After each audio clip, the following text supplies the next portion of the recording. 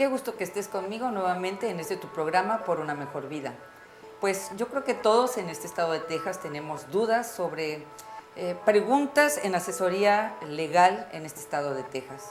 Así que el día de hoy vamos a tomar este tema tan interesante para ti que vives en este estado y tenemos un invitado muy especial que nos va a ayudar a resolver las preguntas que yo creo que todos nos hacemos en un momento dado cuando estamos enfrentando alguna situación donde requerimos alguna ayuda legal. Así que no te vayas desde tu programa porque vamos a tener un tema que a ti te interesa para tener una mejor vida.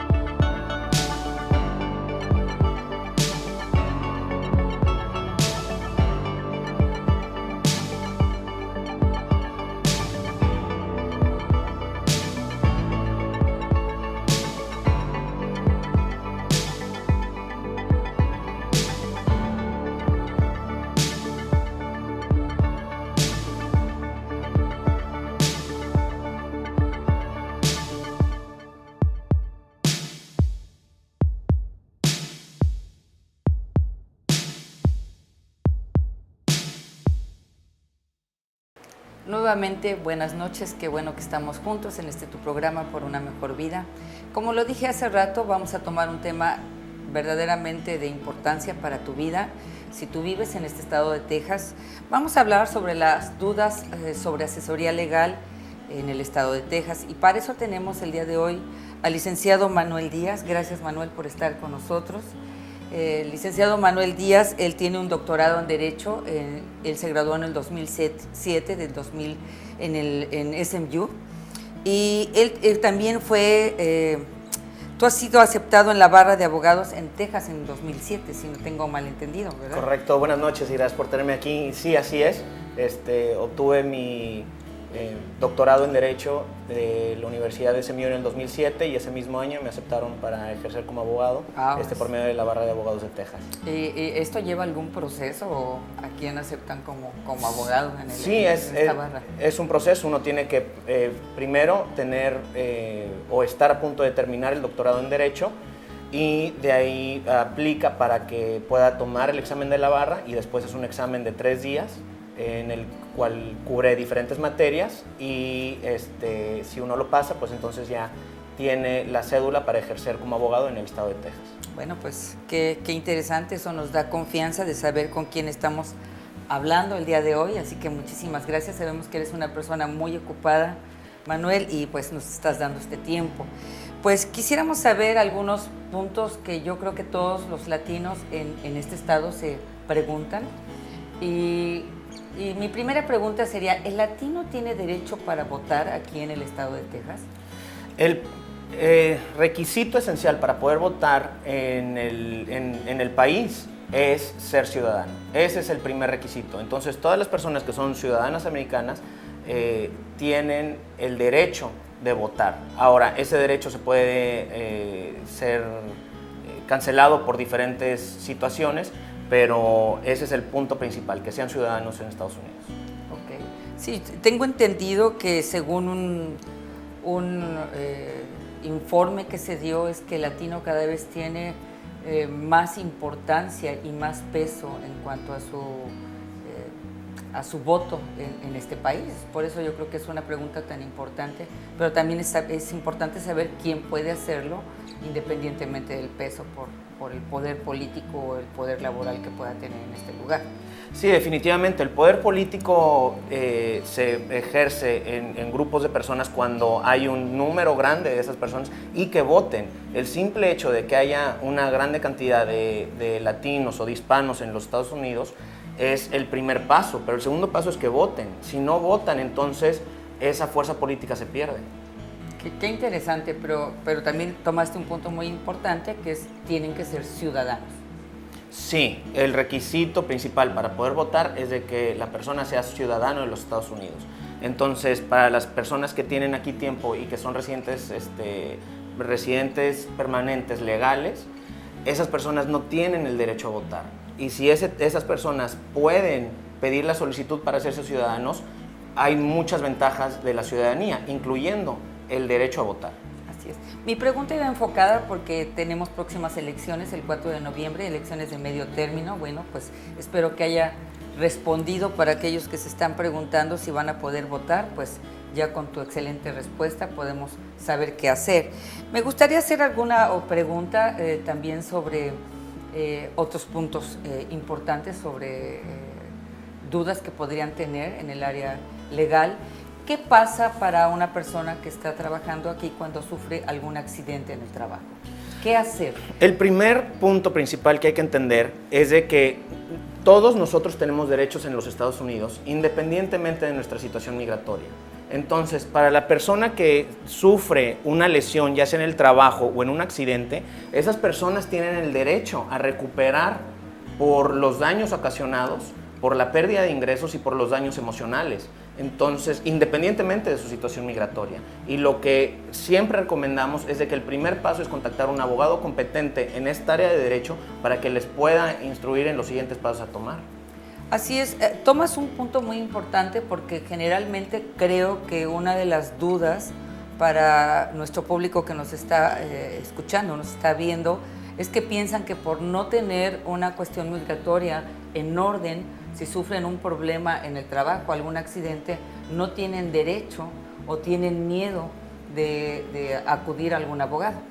Bueno, el miedo, definitivamente muchos de nosotros lo sentimos en los Estados Unidos por diferentes razones, incluyendo la manera en que entramos al país. Sin embargo, el miedo es lo que muchas de las personas de las que tenemos que recuperar o las que vamos a enfrentar para recuperar por esos daños, eso es lo que ellos utilizan para evitar de que se metan ese tipo de reclamos en contra de ellos.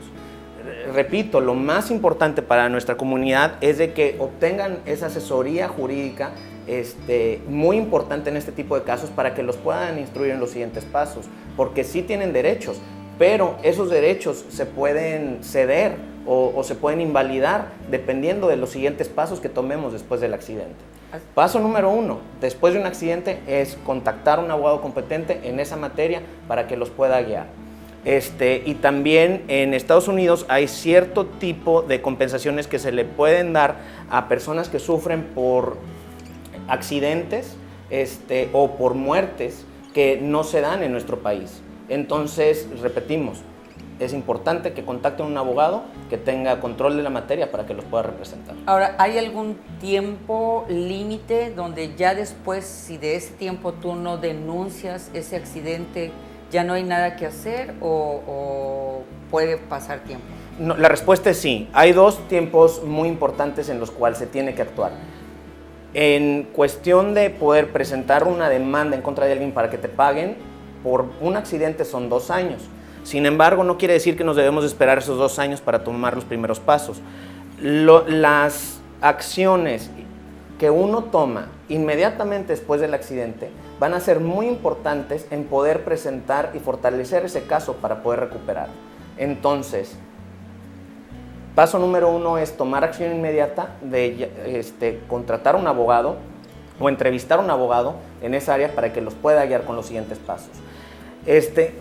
Quiero hacer énfasis de que las personas con las que uno tiene que pelear con el que se va a hacer el pleito para poder recuperar es por lo general o empresas o compañías de seguros que son muy poderosas económicamente y jurídicamente porque tienen abogados que trabajan para ellos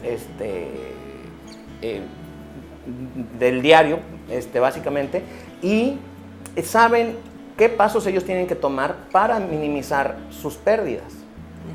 El compromiso de ellos no es asegurarse de que la persona lastimada o los familiares de la persona lastimada sean bien compensados.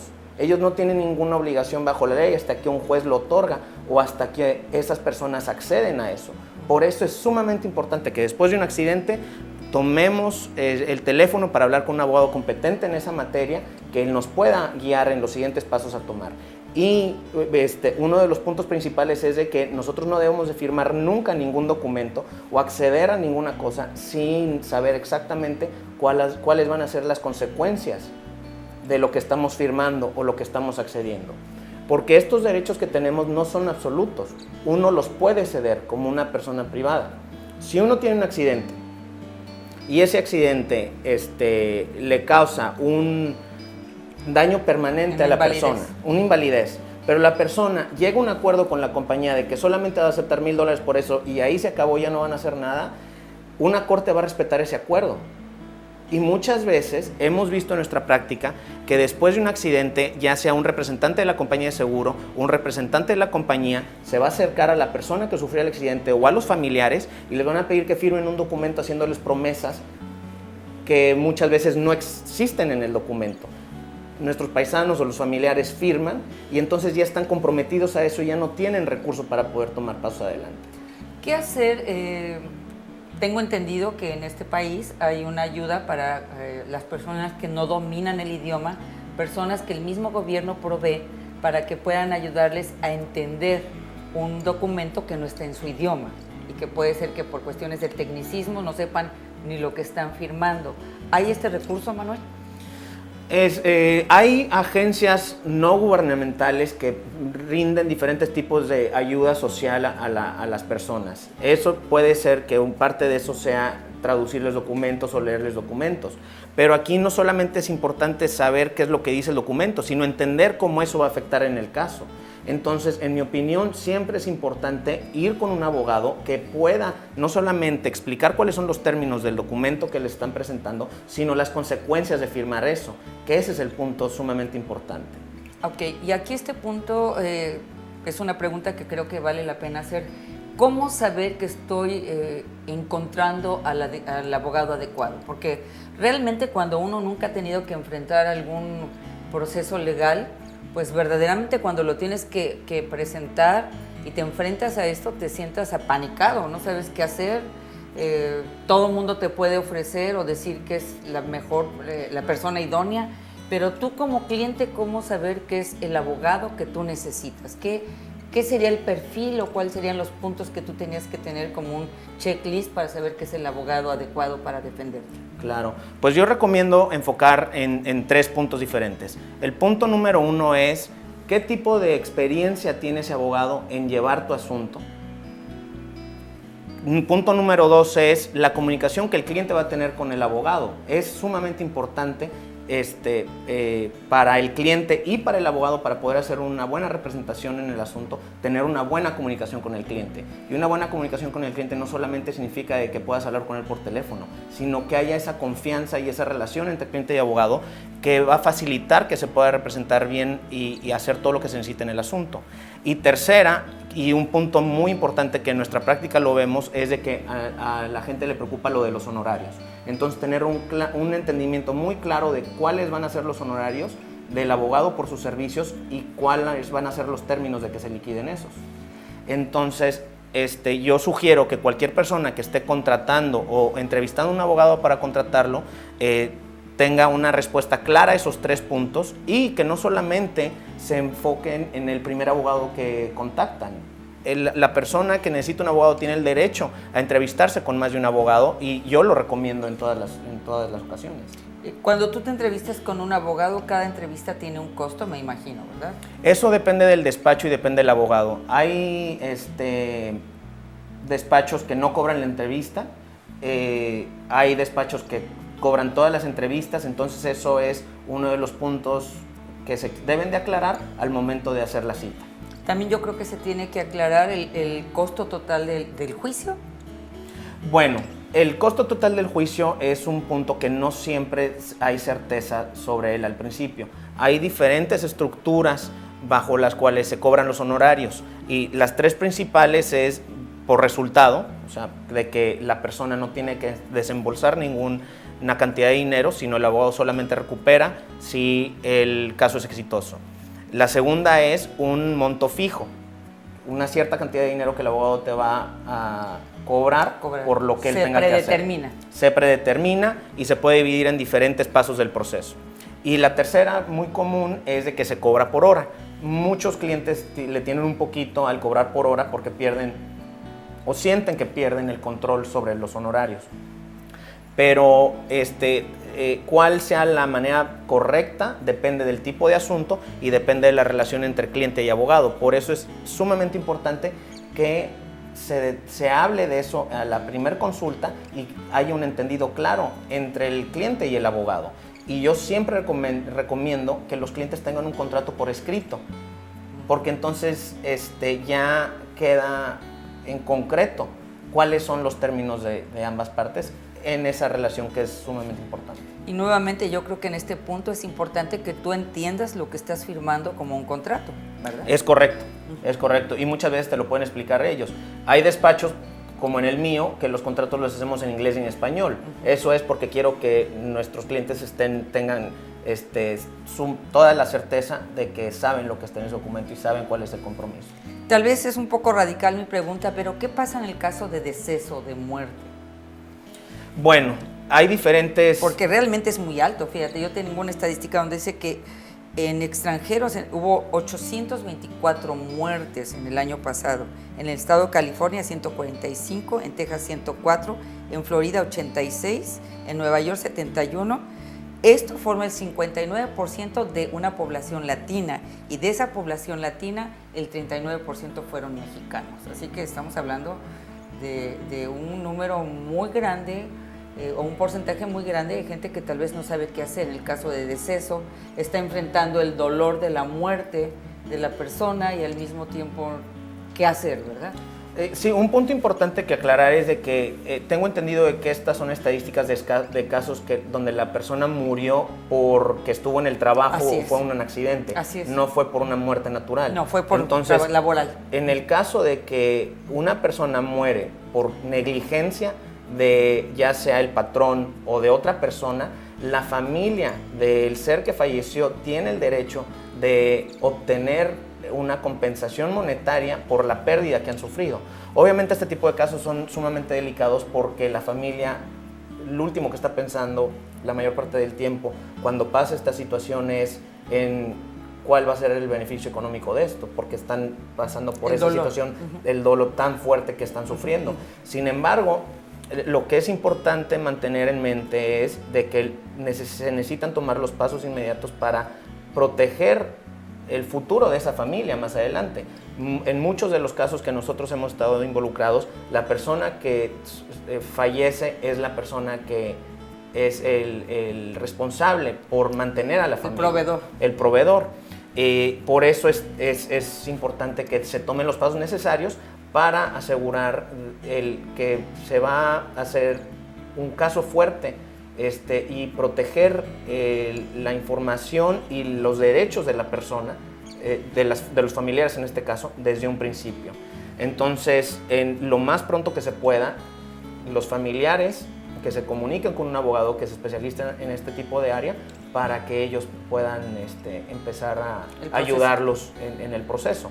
Son procesos que tardan cierta cantidad de tiempo, pero entre más pronto se tome las acciones necesarias, la familia va a estar en mejor posición de tener un resultado exitoso. Nuevamente tendrían que seguir los pasos que tú comentaste para elegir un abogado y nuevamente la pregunta, ¿hay algún tiempo límite donde después de ese tiempo ya no pueden hacer nada? El tiempo límite son 2 años. Ok, también Sin embargo, cuando hay un deceso. Sí, el tiempo límite y eso se llama una fecha de prescripción. Okay. La fecha de prescripción depende del tipo de asuntos, pero para los que estamos hablando, que son accidentes y que son lesiones o muertes por negligencia de alguien más, cualquier caso que tenga que ver con negligencia, bajo el estado de Texas son 2 años, pero eso varía de estado por estado. Entonces, esos 2 años solamente aplican a casos de negligencia de Texas y siempre es recomendado que uno empiece a tomar los pasos necesarios inmediatamente porque el esperarnos hasta el último puede comprometer el caso. Ok, perfecto. ¿Qué sucede cuando es otra pregunta, perdón, voy a pasar a otro tema. pero queremos aprovecharte y queremos aprovechar Claro. el tiempo. ¿Qué hacer cuando a un latino lo detienen en la calle y le preguntan sobre su estado migratorio? ¿Qué tiene que hacer? Bueno, número uno, cualquier persona que sea interrogada por la policía tiene el derecho constitucional bajo los Estados Unidos, independientemente de su situación migratoria, de mantener silencio y de pedir un abogado.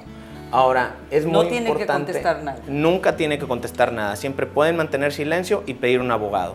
Ahora, en la situación de que ya están en las manos de migración ya es un proceso administrativo. Aquí nos estamos enfocando en la situación que las personas pasan cuando ellos van en la calle y los para un policía. O sea, primer paso, te detienen ahí en la calle, no contestas nada, te pasan a migración.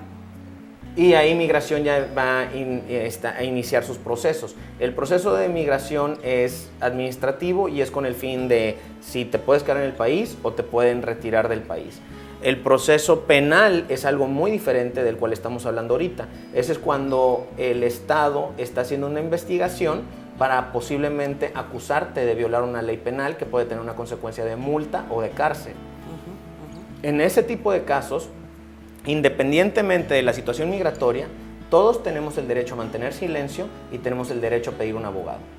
Ok, sería en el primer paso, cuando te detienen. Es correcto. Y Ahora, muchas veces el primer paso, cuando solamente están pidiendo tu información, pues esa es información que el oficial tiene derecho a obtener. Pero aparte de eso, las personas pueden pedir un abogado y pueden pedir mantener silencio. Ok, perfecto. Bueno, pues espero que esto ayude, porque yo creo que es algo que es importante saberlo, Sí, ¿verdad? y otra cosa que va mano en mano con esto es entender la diferencia entre un arresto y una condena. En los Estados Unidos, cuando una persona es arrestada, lo que quiere decir es de que la policía hizo una investigación y bajo el juicio de la policía hubo causa probable para detener a esa persona y presentar cargos en contra de ella. La determinación de que si la persona es culpable o no culpable se hace mucho más adelante ante un juzgado. Yo creo que lleva un proceso para Y llegar a lleva la completamente conclusión. un proceso. Entonces, si a una persona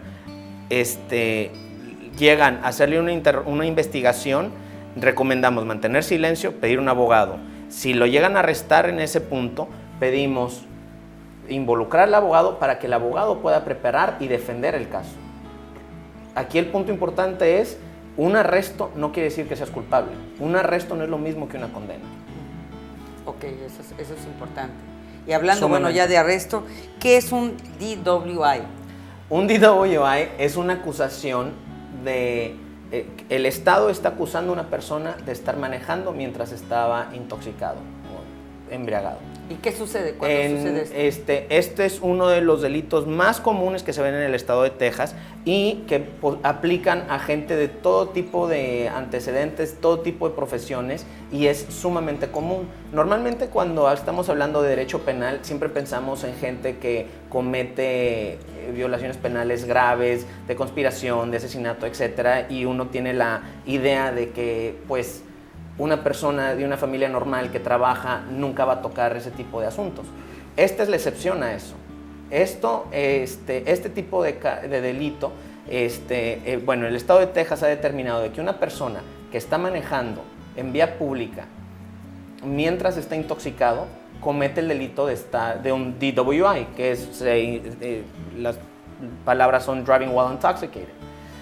Entonces, el estado debe comprobar que la persona estuvo intoxicada cuando estaba manejando, y la definición de intoxicación es de que la persona perdió el uso normal de sus facultades mentales o físicas por consumir alcohol o drogas, o que tiene una concentración de alcohol en la sangre de 0.08 o más alto.